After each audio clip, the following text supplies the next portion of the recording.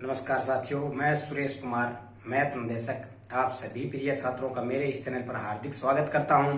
साथियों, जैसा कि आप सभी को पता है कि इस चैनल पर मैंने मैथ और साइंस की बहुत सारी वीडियो अपलोड कर दी है। कुछ ही वीडियो बाकी रही है जिनको मैं लगातार कंटिन्यू अपलोड कर रहा हूं। आज मैं आपके लिए एक वीडियो लेके आया हूं जो क्षेत्रमिति की वीडियो है। क्षेत्रमिति में आयतन निकालना है, जिसकी घन, घनाभ और बेलन की मैंने एक अलग वीडियो बनाई थी। आज जो वीडियो लेके आया हूं इसमें मैं आपको गोले और शंकु का आयतन कैसे निकलता है, उनके फार्मूले कैसे होते हैं और कैसे उनके फार्मूले बनते हैं, मैं ये आपको बताऊंगा। अगर हमारी वीडियो अच्छी लगे तो इसको शेयर कर देना, लाइक कर देना, सब्सक्राइब कर देना हमारे चैनल को। और जल्द ही मैं ये सभी वीडियो अपलोड करने के बाद आपके लिए ऑप्शन टाइप क्वेश्चन भी लेके आऊंगा। तो शुरुआत करते हैं साथियों। चैप्टर का नाम क्षेत्रमिति। इसकी मैंने 4 वीडियो पहले बना दी है और ये 5वीं वीडियो है। मेंसुरेशन, इंग्लिश में मेंसुरेशन कहते हैं, और क्षेत्रमिति आयतन की परिभाषा के लिए इससे पहली वीडियो जो मैंने बनाई है घन, घनाभ और बेलन का आयतन, आप वहां से जाके अच्छी तरह पढ़ सकते हो। पहले उनको पढ़ लेना, फिर इनको इस वीडियो को देख लेना। अब हम बात करेंगे आज शंकु तथा गोला, इनके आयतन के बारे में हम बात करेंगे। इनके वक्र पृष्ठीय क्षेत्रफल और पृष्ठीय क्षेत्रफल, कुल संपूर्ण पृष्ठीय क्षेत्रफल, इनके बारे में भी हम बात करेंगे। सबसे पहले हम बात करेंगे शंकु कि शंकु का आयतन क्या होता है। तो इससे पहले आपको सबको पता होना चाहिए कि शंकु जो है उसका जो चित्र है वो क्या होता है। शंकु कैसे बनता है, यहां देखो। शंकु में जो उसका आधार होता है वह वृत्त होता है। आधार जो होता है वो क्या होता है, वृत्त होता है। ये वृत्ताकार हो गया, ये इसका आधार है। वृत्त की ये जो है इसका केंद्र हो गया, और ये जो है इसकी त्रिज्या हो गई। आप सभी को पता ही है। तो ये हो गई इसके ऊपर लंब। इसी तरह यहां से यहां तक मिला दो, यहां से यहां तक मिला दो, ये बन गया आपका शंकु। ये है शंकु का चित्र। इस शंकु में अब आपको क्या क्या दिखाई दे रहा है, देखो। ये वृत्त हो गया, ये वृत्त की परिधि हो गई, सॉरी वृत्त की त्रिज्या, जिसको आर का हो गई। ये वृत्त की त्रिज्या आर हो गई। ये हो गई शंकु की ऊंचाई, हाइट, ऊंचाई, इसको कहते हैं एच। और ये जो तिरछी है दोनों, ये जो दोनों की दोनों क्या कहलाएंगी, तिर्यक लंबाई या ऊंचाई। तिर्यक लंबाई या ऊंचाई, तिर्यक लंबाई, इसको एल से डिनोट करते हैं, छोटे एल से, लेंथ एल से। तो इसको जो है एल से डिनोट करते हैं। ये तिर्यक का मतलब ये तिरछी है। तो इतनी बात आपको समझ में आ गई कि शंकु में क्या क्या होता है। इसका आधार जो होता है वो वृत्त होता है, वृत्त के अंदर ये त्रिज्या हो गई, ये शंकु की ऊंचाई हो गई, और ये दोनों क्या हो गई, इसकी तिर्यक लंबाई एल हो गई। अब सबसे पहले हम बात करेंगे इसका आयतन की। तो शंकु का आयतन का जो फार्मूला है, 2 तरह से आप इसके फार्मूले को जो है सोल्व कर सकते हैं। पहला फार्मूला 1/3 गुणा में आधार का क्षेत्रफल गुणा में ऊंचाई, ये फार्मूला बनता है। तो इसको आप सोल्व करोगे, 1/3 गुणा में आधार का क्षेत्रफल। इस शंकु का आधार क्या है, ये वृत्त है। ये वृत्त है ना, इस वृत्त का क्षेत्रफल क्या हो जाएगा। मैंने क्षेत्रमिति के जो एक वीडियो और बनाई थी, पहले जो 4 वीडियो बनाई उसमें तीसरी वीडियो है जिसमें मैंने बताया था कि वृत्त का क्षेत्रफल क्या होता है, और आपको याद भी हो गया। तो वृत्त का क्षेत्रफल क्या होता है, पाई आर स्क्वायर। तो इसका आधार का जो क्षेत्रफल है वो क्या हो गया, पाई आर स्क्वायर, गुणा में ऊंचाई। ऊंचाई यहाँ पे कितनी है, एच, ये एच। अब इन सबको पूरी को गुणा कर दो, पूरी को गुणा करेंगे 1/3, ये क्या बन गया, पाई आर स्क्वायर एच। तो इस तरह से जो है शंकु का आयतन का फार्मूला क्या हो जाता है, 1/3 पाई आर स्क्वायर एच। समझ में आया होगा। उम्मीद करता हूं कि आपको अच्छी तरह जो है समझ में आ गया होगा। अगर इस तरह आप निकालना चाहो, इस तरह आप याद रखना चाहो तो इस तरह रख लेना। एक तरीका और है, वो भी आपको अगर अच्छा लगे तो आप उससे भी निकाल लेना, वो भी मैं बता देता हूं। पहले इसको आप पढ़ लेना अच्छी तरह, इसको अच्छी तरह लिख लेना कॉपी में। इसमें क्या होता है, 1/3 गुणा आधार का क्षेत्रफल, ये हो गया आधार का क्षेत्रफल, पाई आर स्क्वायर हो गया, क्योंकि आधार इसका क्या है, वृत्त, और वृत्त का क्षेत्रफल क्या हो जाएगा, पाई आर स्क्वायर, और गुणा में ऊंचाई। तो ये जो है इसका क्षेत्रफल का सूत्र बन जाता है। मैं यहां लिख देता हूं कि कितना बन गया, 1/3 पाई आर स्क्वायर एच। अब देखिए दूसरा तरीका, दूसरे तरीके में मैं आपको बताता हूं।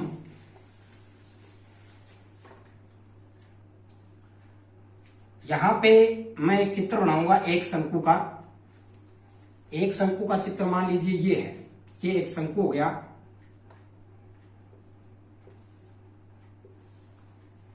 इस शंकु में दो शंकु और जोड़ दो आप, इस शंकु में दो शंकु और जोड़ दो। किस तरह, ये जुड़ गया, ये देखो ये दूसरा शंकु बन गया, बन गया ना। इसी तरह यहां एक शंकु और बना दो, इसकी एक तो ये होगी भुजा, एक और ये होगी, ये अब 3 शंकु बन गई। बन गए कि नहीं बन गए, पहला तो ये था, दूसरा ये हो गया और तीसरा ये हो गया। अब इसको ध्यान से देखोगे आप तो ये किस टाइप का लग रहा है, बेलन के टाइप का लग रहा है, बेलनाकार बन गया ना ऐसे। ये देखो ये ऐसे लाओ, इसी तरह ये लेके आओ और नीचे जो है ये है, तो ये देखो ये बेलन बन गया, बेलनाकार बन गया, बेलन के टाइप का बन गया। तो शंकु का यहां हमने कितने किए, 3 शंकु का आयतन, 3 शंकुओं का आयतन बराबर में है, यहां 3 शंकुओं का आयतन हो गया, बराबर में कितने बेलन के आयतन है, 1 बेलन के आयतन के बराबर है, 1 बेलन के आयतन के बराबर है। अब देखिए 3 शंकु का आयतन बराबर 1 बेलन का आयतन। इससे पहली वीडियो में मैंने आपको बता दिया बेलन का आयतन क्या होता है, पाई आर स्क्वायर एच। बेलन के आयतन का फार्मूला मैंने अच्छी तरह उसमें समझाया था, क्या होता है पाई आर स्क्वायर एच। अब ये 3 इधर इसके शंकु के गुणा में है, यहां से काट के उधर लेके जाएंगे तो इधर गुणा में था, इधर आने के बाद ये किस में आ जाएगा, भाग में आ जाएगा। फार्मूला वही बन गया, 1/3 पाई आर स्क्वायर एच ये निकाला था, और उससे भी हमने ये निकाला था 1/3 पाई आर स्क्वायर एच।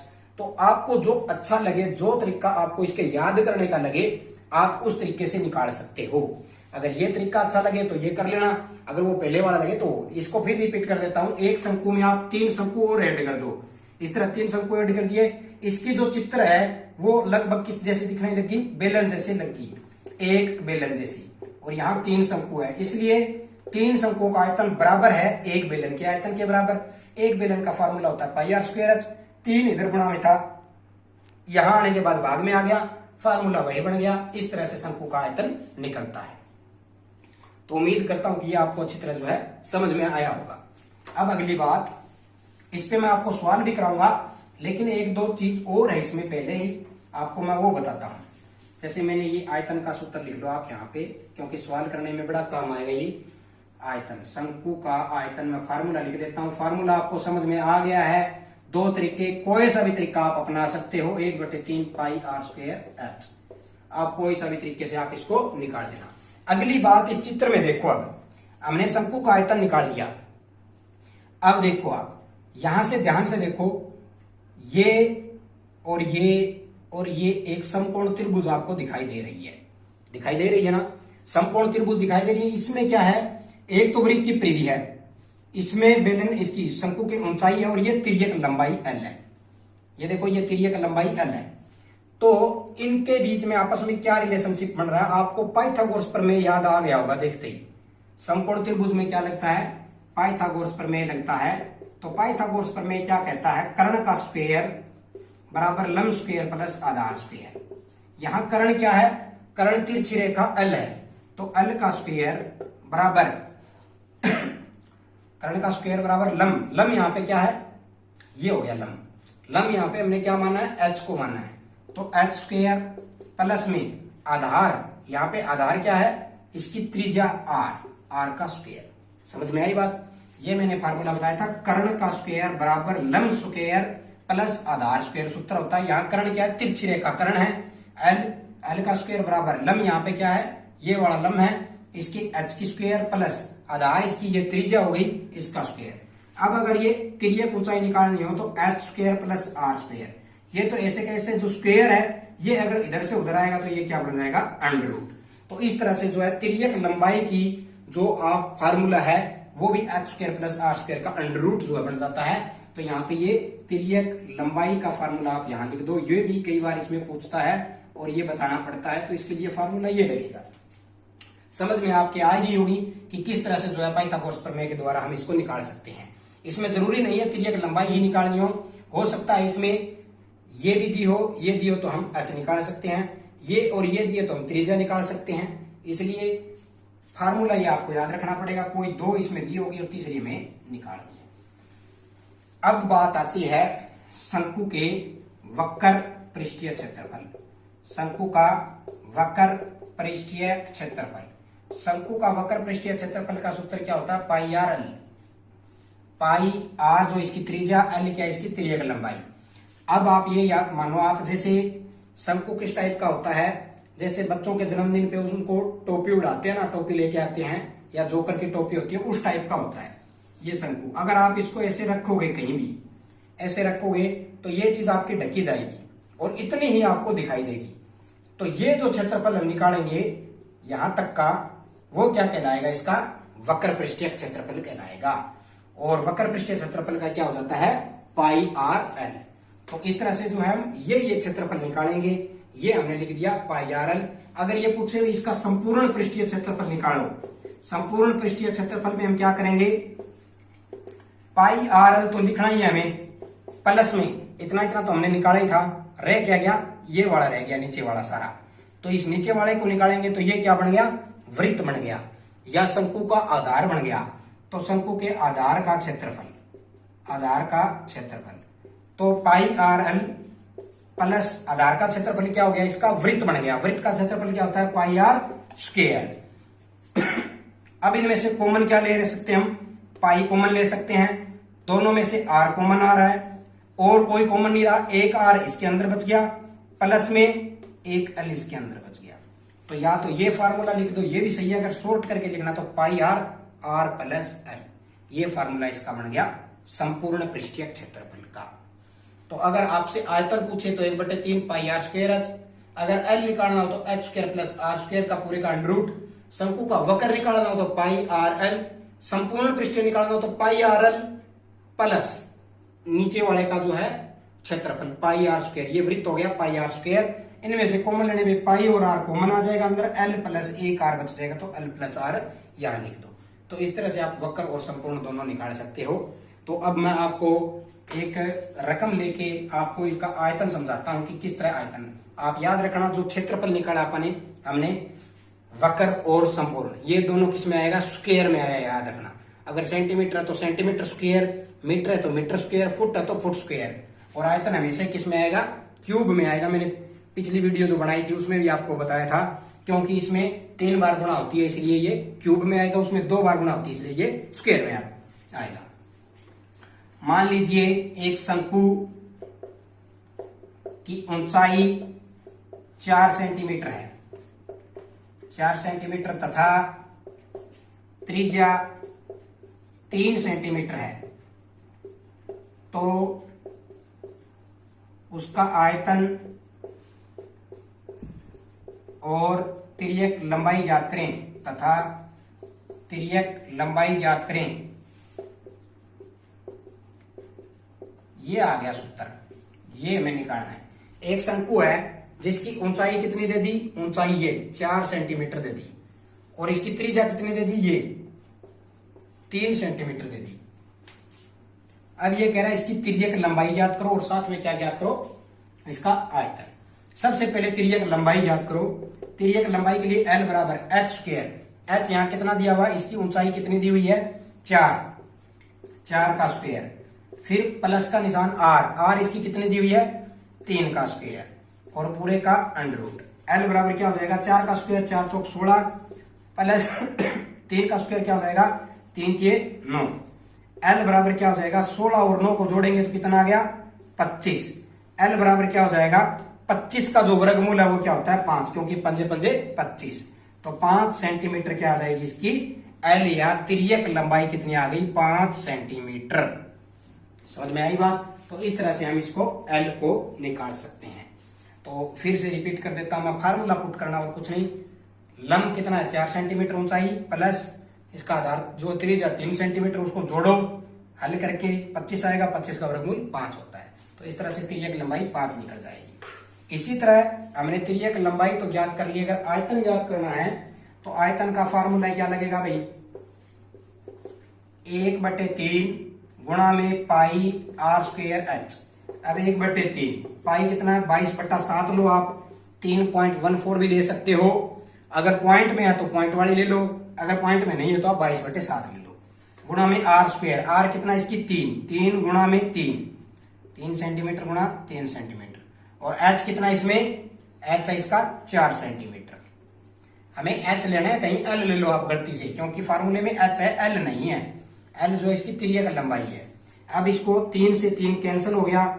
अब ऊपर क्या आ गया, 7 से और कोई कट नहीं रहा, तो ऊपर क्या आ गया, 1 गुणा 22 गुणा 1 गुणा 3 गुणा में 4, तो 22 दिए 66।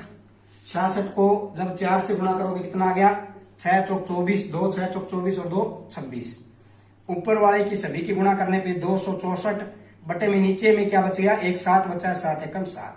अब यहाँ आप यहाँ इतना ही करके मत छोड़ देना, इसको हल करोगे तो सेंटीमीटर, 1 सेंटीमीटर यहाँ पड़ा है, एक यहाँ है, एक यहाँ है, इनकी पावर गुणा में है तो इनकी पावर जुड़ जाएगी, 1 2 और 3। इसीलिए आयतन किस में आता है, क्यूब में आता है। समझ में आ गई होगी बात। तो ये क्या आ गया, इसका उत्तर 264/7 सेंटीमीटर की क्यूब। यहां तक आप उत्तर इसको सोल्व करके छोड़ सकते हो, और करना तो इसको दशमलव में ले आओ भाग करके, वो आपकी इच्छा है। तो इस तरह से आप इसका आयतन ज्ञात कर सकते हैं। ये था अपना शंकु। मेरे हिसाब से आपको अच्छी तरह समझ में आया होगा, इसका आयतन निकालने का तरीका आपको समझ में आया होगा, इसका फार्मूला आपको समझ में आया होगा। इसी तरह एल भी निकाल सकते हो, आर भी निकाल सकते हो, एच भी निकाल सकते हो। वक्र पूछे तो पाई आर डाल देना, संपूर्ण पूछे पाई आर, आर प्लस एच, वो फार्मूला बताया था वो आप क्लियर करके निकाल देना। तो इस तरह से जो है ये शंकु अपना कंप्लीट हुआ हमारा। अब मैं आपको अगला बताता हूं गोले वाला।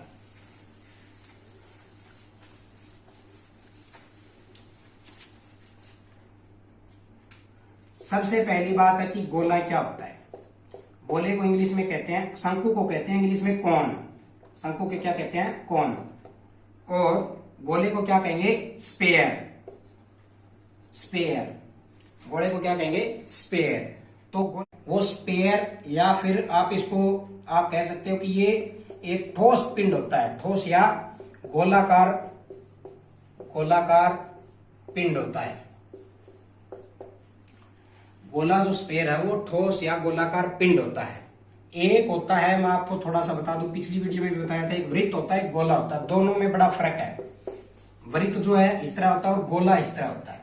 दिखने में थोड़ा आपको लगेगा भाई यहाँ एक जैसा है, लेकिन ऐसी कोई बात नहीं है, इनके में बड़ा अंतर है। ये वृत्ताकार छल्ले टाइप का होता है और ये जो है गोलाकार पिंड होता है, इन दोनों में बड़ा अंतर है।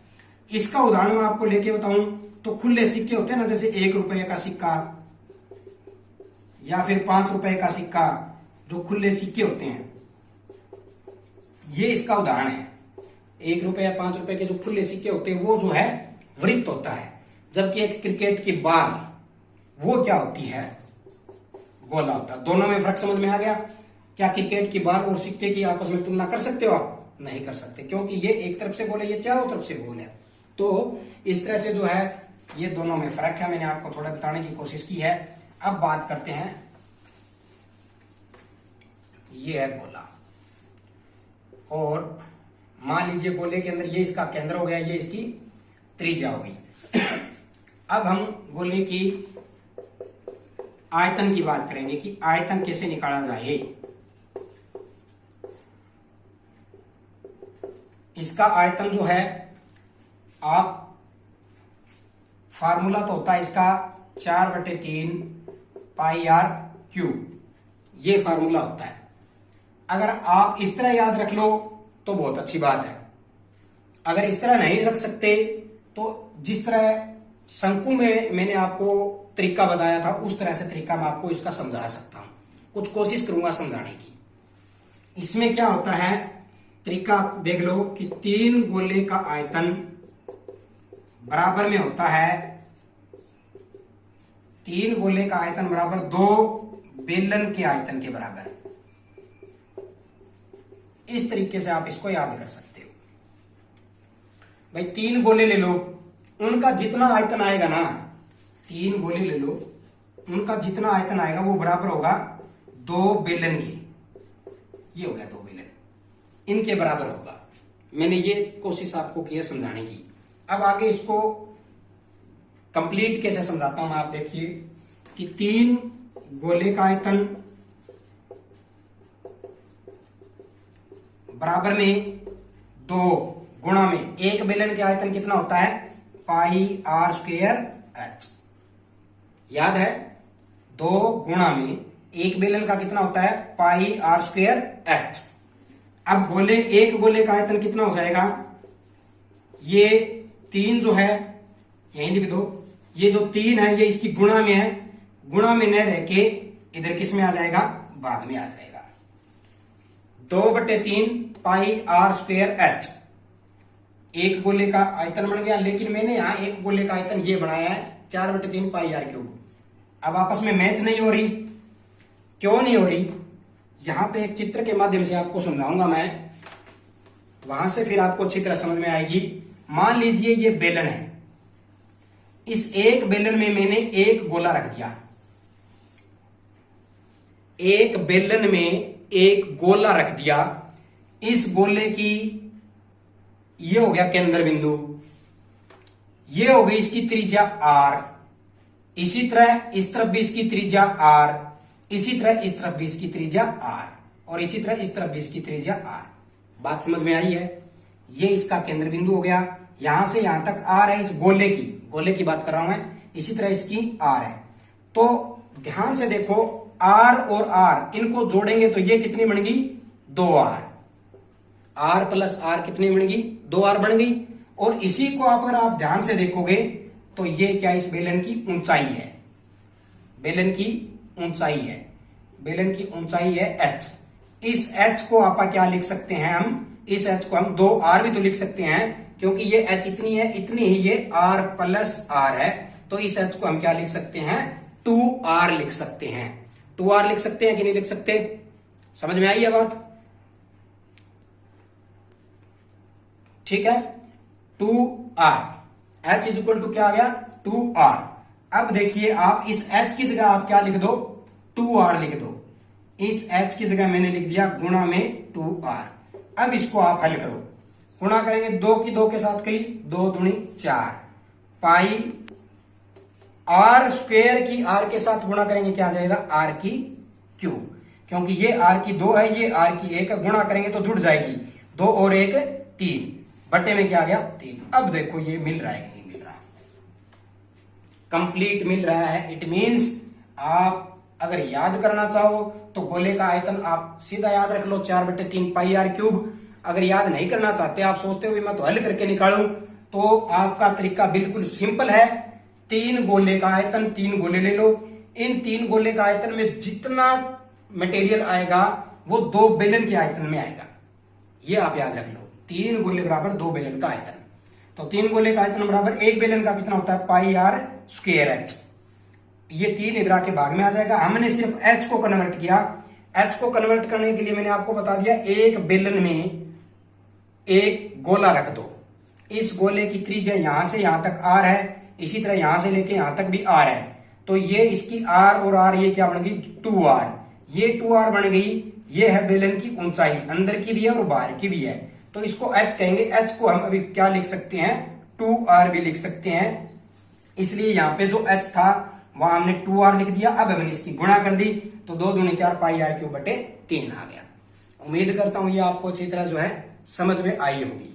अब मैं एक सवाल के माध्यम से आपको इसको समझाने की कोशिश करूंगा। जैसे कि एक गोला है जिसकी त्रिज्या 3 सेंटीमीटर है, 3 सेंटीमीटर है, तो आयतन ज्ञात कीजिए। बस एक ही चीज चाहिए, इसमें त्रिज्या चाहिए, और तो इसके फार्मूले में कुछ है ही नहीं, तो उसका आयतन ज्ञात कीजिए। आयतन का फार्मूला आप यहां लगाओ, 4/3 पाई आर क्यूब, तो 4/3 गुणा में पाई, पाई हो गया 22/7, आर क्यूब, आर की क्यूब 3 सेंटीमीटर गुणा 3 सेंटीमीटर गुणा 3 सेंटीमीटर।